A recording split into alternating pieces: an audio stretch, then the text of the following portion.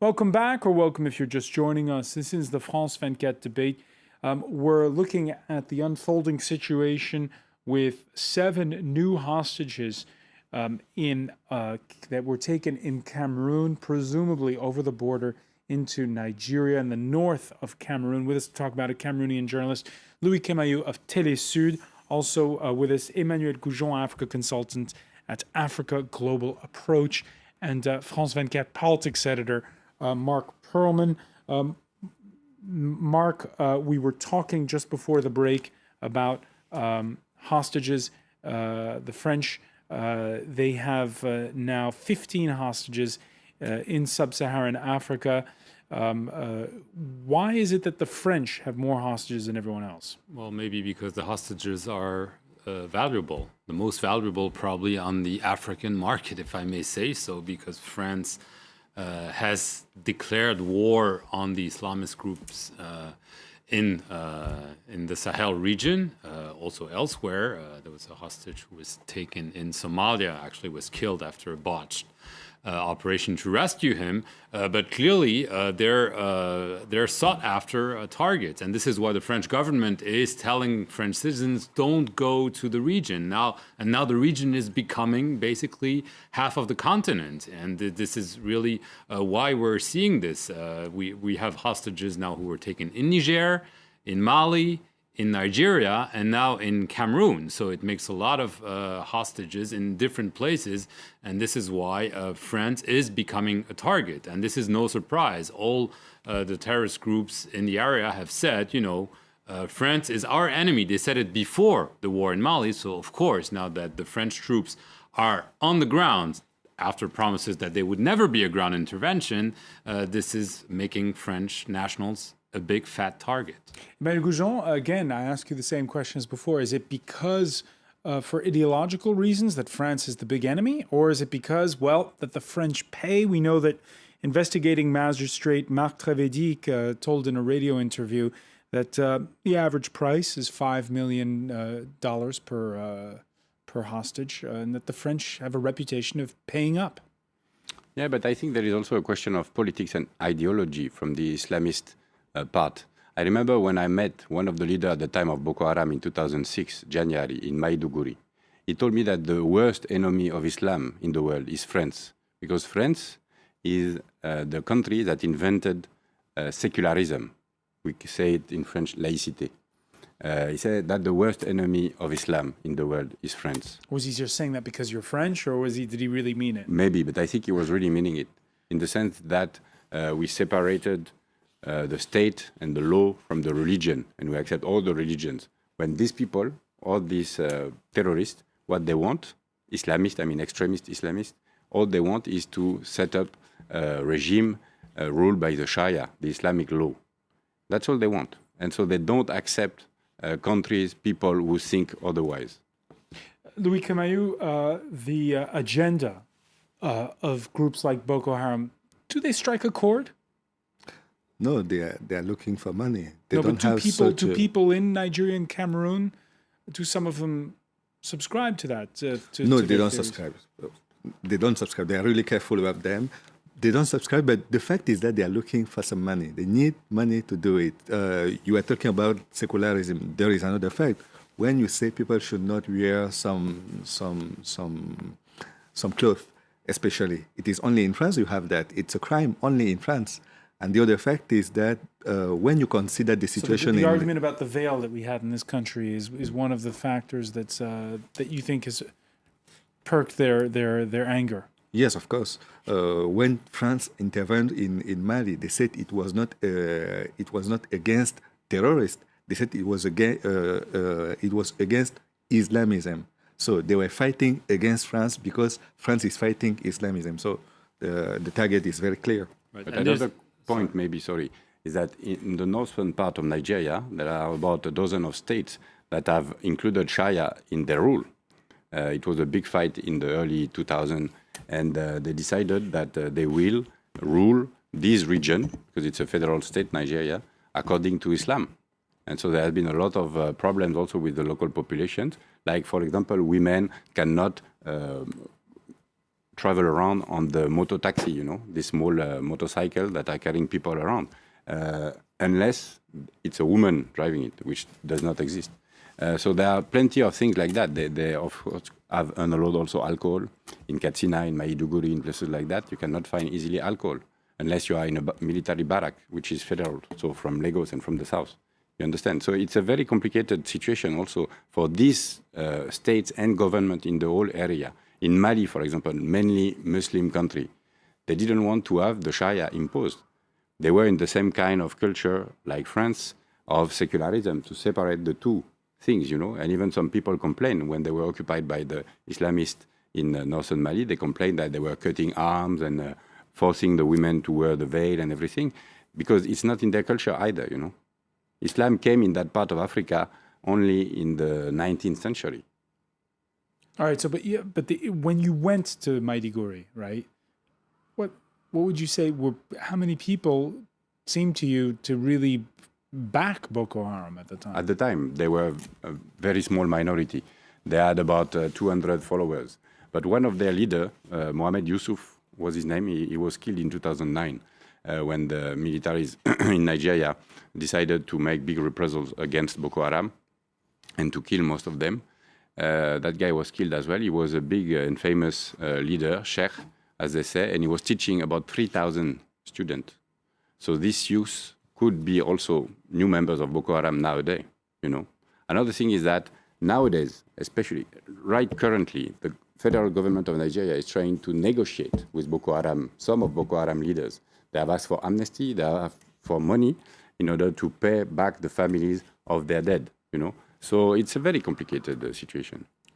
And I mean, adding to the French factor is the fact, not in Nigeria clearly, but in the Sahel region, especially the main group, the strongest group, Al-Qaeda in the Islamic Maghreb,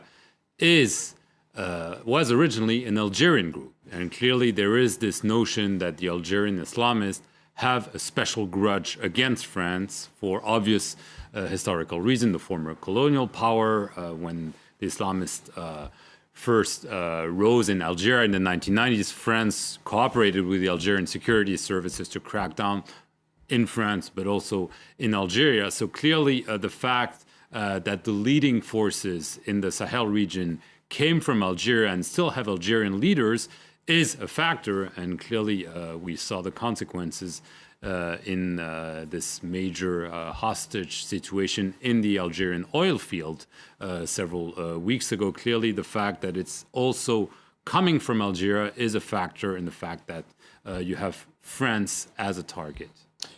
Emmanuel Goujon, what is, in your view, the profile of a militant of Boko Haram, of Ansaru?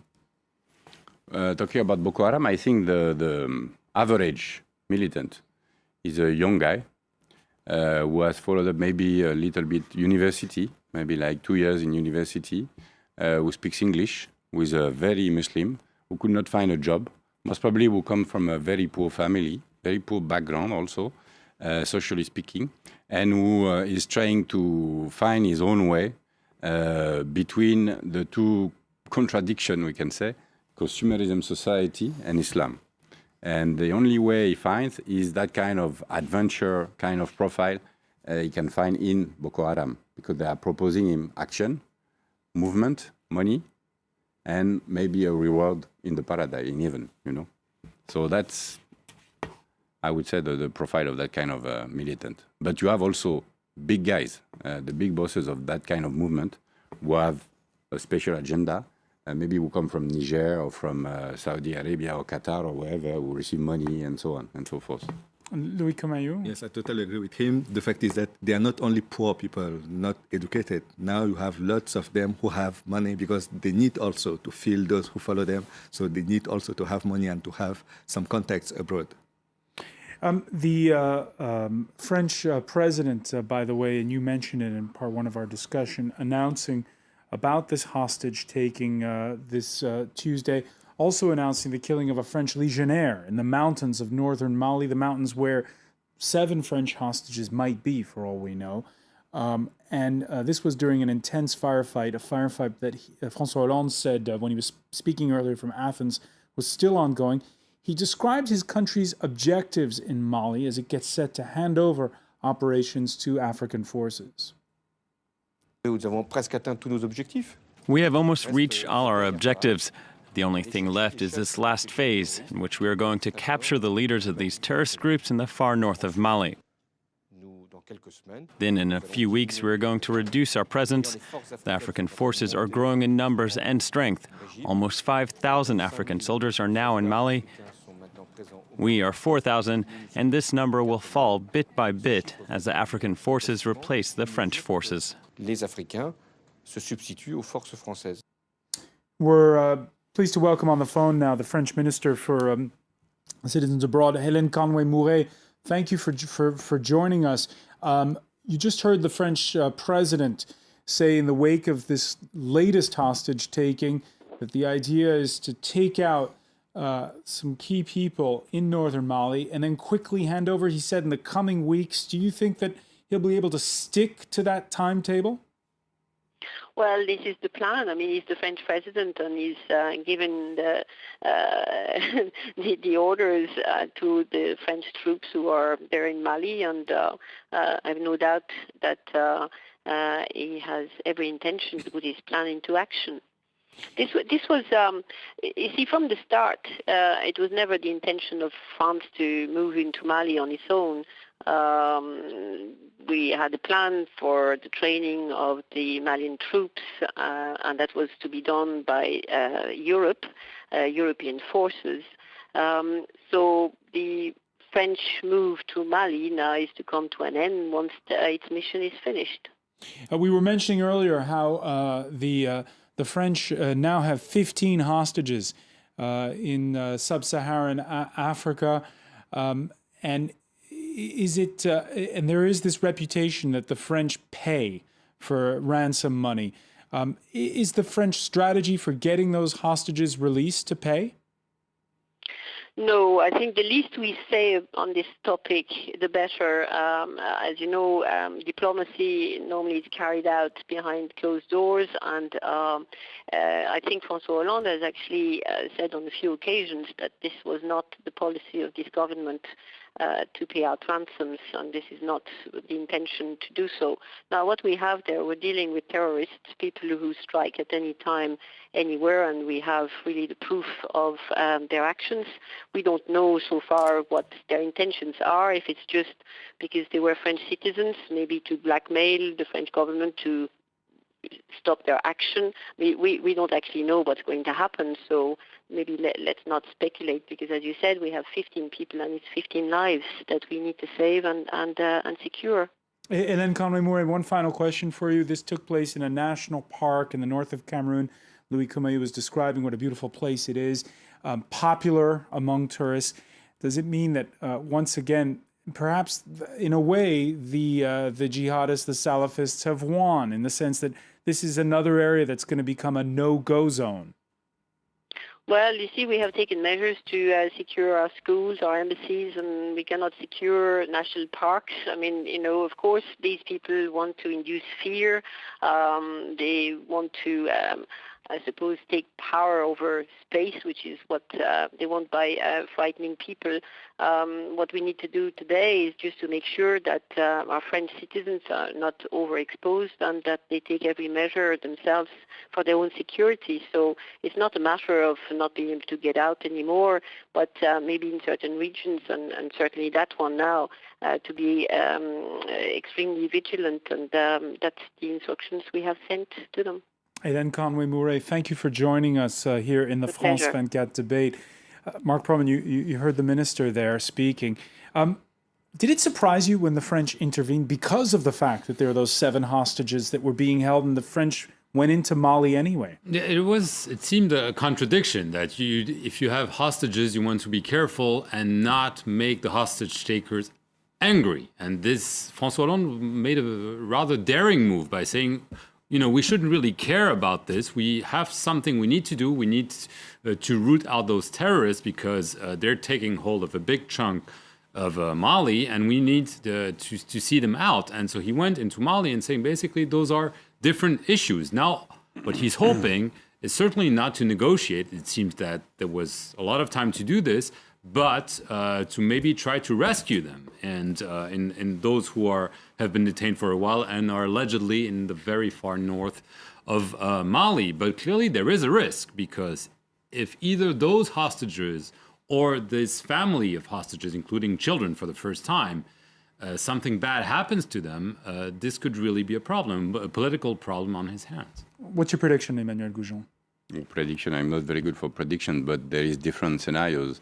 The first one is that the hostage takers will claim this operation, and maybe we will know then that it's Boko Haram, and then it will be up mainly to the Nigerian government to negotiate with them the release of the French citizens. And as there are some negotiations going on now between the Nigerian government and Boko Haram, we might have such chances that it will succeed. Another situation, a worse one, would be that these people are not Boko Haram.